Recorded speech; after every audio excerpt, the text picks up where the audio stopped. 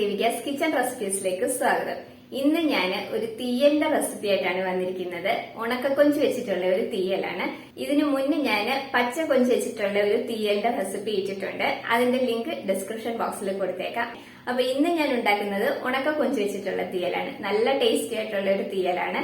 ഈ ഒരു ഒറ്റ കറി മാത്രം മതി നമുക്ക് ചോറുണ്ണാനായിട്ട്. അത്രയും ടേസ്റ്റി ആയിട്ടുള്ള ഒരു കറിയാണ്.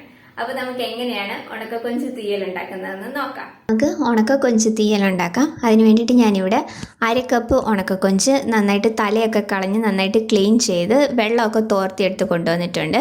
ഇതിനി നമുക്കൊന്ന് വറുത്തെടുക്കണം. അപ്പോൾ അതിന് വേണ്ടിയിട്ട് ഇതൊരു പാനിലേക്ക് ഇട്ട് കൊടുക്കാം. ഇതിനി ഫ്ലെയിം കുറച്ച് വെച്ചിട്ട് നമുക്കിതൊന്ന് വറുത്തെടുക്കാം.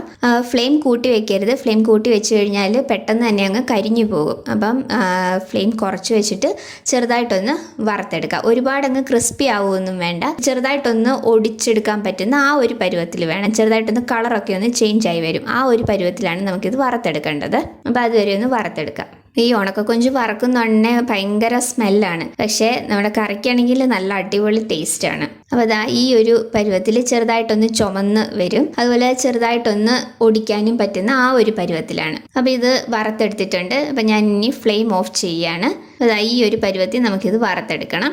അപ്പോൾ ഇതിൽ ഞാൻ കുറച്ച് ഒന്ന് ക്രഷ് ചെയ്തെടുക്കുന്നുണ്ട്. ബാക്കി മുഴുവനെ തന്നെയാണ് ഇടുന്നത്. തീരെ ചെറിയ കൊഞ്ചാണെന്നുണ്ടെങ്കിൽ ക്രഷ് ചെയ്തെടുക്കണം എന്നില്ല. അപ്പോൾ ഞാൻ ഇത്രയും മുഴുവനെ ഇടാനായിട്ട് മാറ്റി വെച്ചിട്ടുണ്ട്. അതുപോലെ തന്നെ ഇത്രയും ഞാനൊന്ന് ക്രഷ് ചെയ്തെടുക്കാനായിട്ടും എടുത്തിട്ടുണ്ട്. അപ്പോൾ ഇതിനെ ഒന്ന് ക്രഷ് ചെയ്ത് കൊണ്ടുവരാം. അപ്പോൾ ഈ ഒരു പരുവത്തിലാണ് ഞാനിതൊന്ന് ക്രഷ് ചെയ്തെടുത്തിരിക്കുന്നത്. അപ്പോൾ ഒരുപാട് അങ്ങ് പൊടിഞ്ഞു പോകരുത്. ഈ ഒരു പരുവത്തിൽ മതി. അപ്പോൾ ഇനി നമുക്ക് തീയൽ ഉണ്ടാക്കാം. അതിന് വേണ്ടിയിട്ട് ഞാനിവിടെ 1 കപ്പ് തേങ്ങ എടുത്തിട്ടുണ്ട്. ഇത് നമുക്കിനി ഒരു പാനിലേക്ക് ഇട്ട് ഒന്ന് വറുത്തെടുക്കാം. ഇതിലേക്ക് ഞാൻ 2 ചെറിയ ഉള്ളി ചെറുതായിട്ട് അരിഞ്ഞത് ചേർത്ത് കൊടുക്കുകയാണ്. കുറച്ച് കറിവേപ്പില ചേർത്ത് കൊടുക്കാം. 1/4 ടീസ്പൂൺ ഉലുവയും കൂടെ ചേർത്ത് കൊടുക്കാം. ഇനി ഫ്ലെയിം കുറച്ച് വെച്ചിട്ട് നമുക്ക് ഈ തേങ്ങ ഒരു ലൈറ്റ് ബ്രൗൺ കളർ ആവുന്നത് വരെ നന്നായിട്ടൊന്ന് വറുത്തെടുക്കണം. ഫ്ലെയിം കൂട്ടി വെക്കരുത്. കൂട്ടി വെച്ച് കഴിഞ്ഞാൽ തേങ്ങ കരിഞ്ഞു പോകും. തേങ്ങ കരിഞ്ഞു പോയി കഴിഞ്ഞാൽ നമ്മളുടെ തീയലിന് കയ്പ്പ് വരും. അപ്പോൾ തേങ്ങ വറുക്കുന്നതൊക്കെ ഇതിന് മുന്നേ ഞാൻ തീയലിൻ്റെ റെസിപ്പീസിലും അതുപോലെ തന്നെ വറുത്തരച്ച മീൻ കറിയുടെയും ചിക്കൻ കറിയുടെയും ഒക്കെ വീഡിയോയിൽ ഞാൻ കാണിച്ചിട്ടുണ്ട്. അപ്പോൾ അതേപോലെ തന്നെ നമ്മൾ വറുത്തെടുത്താൽ മതി. ഇപ്പോൾ തേങ്ങ ഒന്ന് മൂത്ത് വന്നിട്ടുണ്ട്. ഇനി നമുക്കിതിലേക്ക് പൊടികൾ ചേർത്ത് കൊടുക്കാം. 1/4 ടീസ്പൂൺ മഞ്ഞൾപ്പൊടി, 2.5 ടീസ്പൂൺ മുളക് പൊടി, 1.5 ടീസ്പൂൺ മല്ലിപ്പൊടി.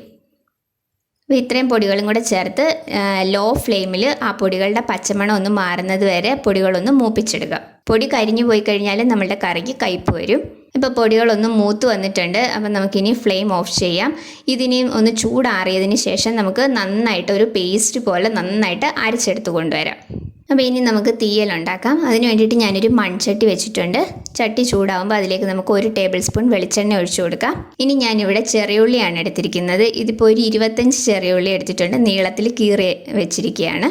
തീയലിന് ചെറിയുള്ളിയാണ് ടേസ്റ്റ് കൂടുതൽ. അതുകൊണ്ട് ചെറിയുള്ളി തന്നെ ചേർക്കാനായിട്ട് ശ്രമിക്കണം. അപ്പോൾ നമുക്ക് ഇതിനെയും എണ്ണ ചൂടാകുമ്പോൾ അതിലേക്ക് ഇട്ടിട്ട് ഒന്ന് വഴറ്റിയെടുക്കാം.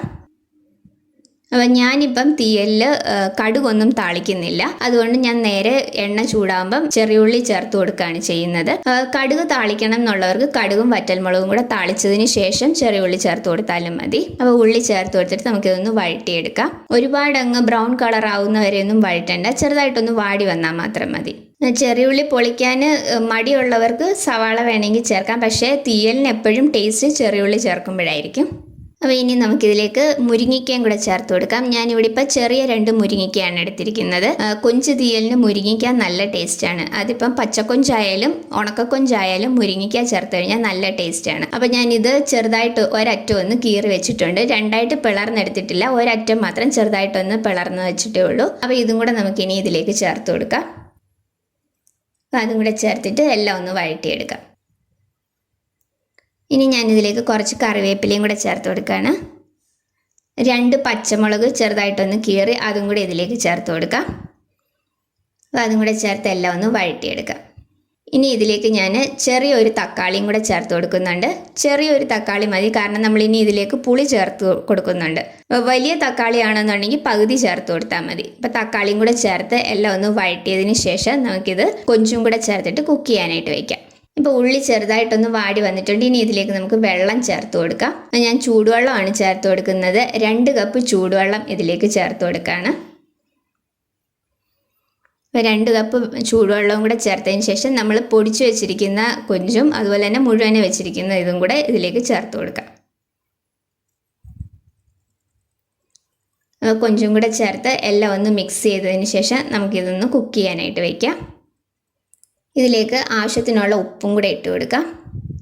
ഉപ്പും കൂടെ ഇട്ടിട്ട് ഇതൊന്ന് അടച്ചു വെച്ച് കുക്ക് ചെയ്യുക. ഇത് പകുതി കുക്കായതിന് ശേഷം നമുക്ക് നേരത്തെ വറുത്ത് വെച്ചിരിക്കുന്ന തേങ്ങയും കൂടെ അരച്ചിതിലേക്ക് ചേർത്ത് കൊടുക്കാം. അപ്പോൾ ഇതിനെ അടച്ചു വെച്ചൊന്ന് പകുതി കുക്ക് ചെയ്തെടുക്കാം. അപ്പോൾ അതാ ഞാൻ ഈ ഒരു വലിപ്പത്തിലുള്ള പുളിയാണ് ഇതിലേക്ക് ചേർക്കുന്നത്. അപ്പോൾ ഇത് നമുക്ക് ചെറിയൊരു ഇളം ചൂട് വെള്ളത്തിൽ ഒന്ന് കുതിരാനായിട്ടിടാം. അതൊന്ന് കുതിർന്നതിന് ശേഷം നമുക്ക് ഈ പുളിയും കൂടെ പിഴിഞ്ഞതിലേക്ക് ചേർത്ത് കൊടുക്കാം. അപ്പോൾ ഇനിയും തുറന്ന് നോക്കാം. അപ്പോൾ നമ്മളുടെ മുരിങ്ങിക്കയും കൊഞ്ചും ഒക്കെ പകുതി ഒന്ന് വെന്ത് വന്നിട്ടുണ്ട്. അപ്പോൾ ഇനി നമ്മൾ നേരത്തെ വറുത്ത് വെച്ചിരിക്കുന്ന തേങ്ങ ഞാൻ നന്നായിട്ട് അരച്ചെടുത്തിട്ടുണ്ട്. ആ അരപ്പും കൂടെ നമുക്കിനി ഇതിലേക്ക് ചേർത്ത് കൊടുക്കാം. അപ്പോൾ ഇതാ ഈ ഒരു പരുവത്തിൽ നന്നായിട്ട് അരച്ചെടുക്കണം. ഇതും കൂടെ നമുക്കിനി ഇതിലേക്ക് ചേർത്ത് കൊടുക്കാം. ഇനി ആ മിക്സിയുടെ ജാറ് ഒന്ന് കഴുകി 1/2 കപ്പ് വെള്ളവും കൂടെ അതിലേക്ക് ചേർത്ത് കൊടുക്കാം.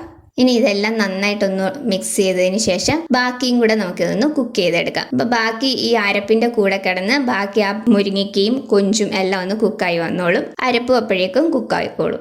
അപ്പോൾ ഇത് ബാക്കിയും കൂടെ നന്നായിട്ട് വെന്തതിന് ശേഷമാണ് നമ്മളിതിലേക്ക് പുളി ചേർത്ത് കൊടുക്കുന്നത്. അപ്പോൾ ഇതിനെ അടച്ചു വെച്ച് കുക്ക് ചെയ്യാം. ഇനി ഇതൊന്ന് തുറന്ന് നോക്കാം.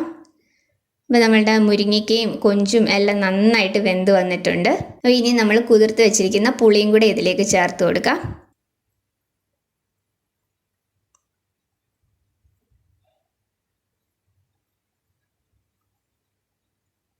പുളിയും കൂടെ ചേർത്ത് കൊടുത്തിട്ടുണ്ട്. ഇതിനി നന്നായിട്ട് എല്ലാം ഒന്ന് മിക്സ് ചെയ്തതിന് ശേഷം നന്നായിട്ട് ഒന്നുകൂടെ ഒന്ന് തിളയ്ക്കാനായിട്ട് വയ്ക്കാം. നന്നായിട്ടൊന്ന് തിളച്ച് വന്നു കഴിയുമ്പോൾ നമ്മളുടെ തീയൽ റെഡിയാവും. ഈ ഒരു ഗ്രേവിയിൽ വേണം എടുക്കാനായിട്ട്. ഇത്ര ഒരു തിക്നെസ് വേണം നമ്മുടെ ഗ്രേവിക്ക്. കാരണം തേങ്ങ വറുത്തരച്ചതായതുകൊണ്ട് ഇരുന്ന് കുറച്ചുകൂടെ ഒന്ന് തിക്കാവും. അപ്പോൾ അതുകൊണ്ട് ഈ ഒരു ഗ്രേവി വേണം. അപ്പോൾ ഇതിനെ ഒന്ന് അടച്ചു വെച്ച് നന്നായിട്ടൊന്ന് തിളയ്ക്കാനായിട്ട് വയ്ക്കാം. ഇപ്പോൾ നമ്മളുടെ കറി നന്നായിട്ട് തിളച്ച് വന്നിട്ടുണ്ട്. എണ്ണയൊക്കെ തെളിഞ്ഞ് വന്നിട്ടുണ്ട്. അപ്പോൾ ഇത്രയേ ഉള്ളൂ നമ്മളുടെ ഉണക്കക്കൊഞ്ച് തീയൽ. നല്ല ടേസ്റ്റി ആയിട്ടുള്ള ഒരു തീയലാണ്. ഞാനിപ്പോൾ ഫ്ലെയിം ഓഫ് ചെയ്തിട്ടുണ്ട്. അപ്പോൾ അതാ ഈ ഒരു തിക്നെസ്സാണ് നമ്മുടെ ഗ്രേവിക്കുള്ളത്. അപ്പോൾ ഇത്ര ഒരു തിക്നെസ് വേണം, എങ്കിൽ മാത്രമേ ഇത് ഇരുന്ന് കുറച്ചും കൂടെ ഒന്ന് തിക്കാവും. അപ്പോൾ അതുകൊണ്ട് ഈ ഒരു തിക്നെസ്സിൽ വേണം നമ്മളിത് ഫ്ലെയിം ഓഫ് ചെയ്യാനായിട്ട്. അപ്പം ഇത്രയേ ഉള്ളൂ നമ്മളുടെ ഉണക്കക്കൊഞ്ച് തീയൽ. നല്ല ടേസ്റ്റി ആയിട്ടുള്ള ഒരു തീയലാണ്. അപ്പോൾ ചോറിൻ്റെ കൂട്ടത്തിൽ ഈ ഒരു ഒറ്റ കറി മാത്രം മതി ചോറുണ്ണാനായിട്ട്. അത്രയും ടേസ്റ്റി ആയിട്ടുള്ള ഒരു കറിയാണ്. അപ്പോൾ ഞാൻ ഇതിന് മുന്നേ പച്ച കൊഞ്ച് വെച്ചിട്ടുള്ള തീയലിൻ്റെ വീഡിയോ ഇട്ടിട്ടുണ്ട്. അപ്പോൾ അതിൻ്റെ ലിങ്ക് ഞാൻ ഡിസ്ക്രിപ്ഷൻ ബോക്സിൽ കൊടുത്തേക്കാം. അത് കണ്ടിട്ടില്ലാത്തവർ അതും കൂടെ ഒന്ന് കാണണേ. അപ്പോൾ എല്ലാവരും ഈ തീയൽ ഉണ്ടാക്കി നോക്കണം. നല്ല ടേസ്റ്റി ആയിട്ടുള്ള ഒരു തീയലാണ്. ഉണ്ടാക്കി നോക്കിയിട്ട് നിങ്ങളുടെ അഭിപ്രായം എനിക്ക് കമൻസിലൂടെ അറിയിക്കണം. അപ്പോൾ വീഡിയോ ഇഷ്ടമായിട്ടുണ്ടെങ്കിൽ ലൈക്ക് ചെയ്യാനും ഷെയർ ചെയ്യാനും സബ്സ്ക്രൈബ് ചെയ്യാനും മറക്കരുത്. അടുത്ത വീഡിയോയിൽ വേറൊരു നല്ല റെസിപ്പി ആയിട്ട് കാണാം. താങ്ക്